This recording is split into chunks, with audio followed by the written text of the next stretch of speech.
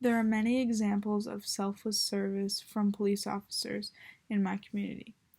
A few of those examples I will be explaining in this video. The first example is when I was in high school.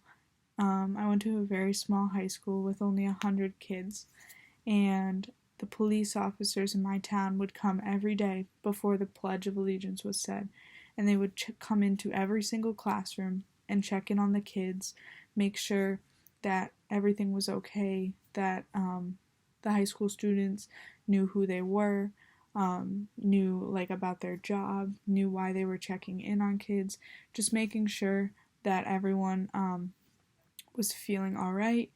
And I think that this really changed the way that high school students have an outlook on police officers because they see the service that they're doing to the community and having an impact on them. Another example is I noticed that when we would have soccer games and other high school sports, that the police officers would kind of show up and show their support and walk around, and you would just see them standing there on the sidelines, and it would leave an impact on you because you would notice, that they're really your biggest fans. They're here to look out for you, and they're here to support you throughout your high school experience and living in the community. Um, I believe that in my community alone, that my community doesn't have a lot of diversity.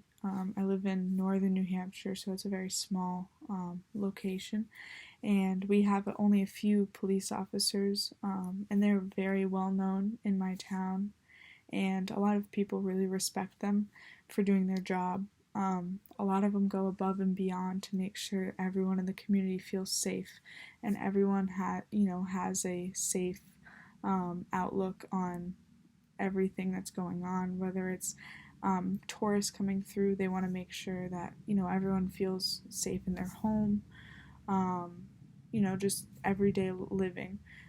And I think that being a police officer, like having a negative outlook on the police officers, can be hard because it not only affects them, but it also affects the community because then everyone else sees that you have a negative outlook on their job, and that's going to lead to other people agreeing with the same opinion that you have.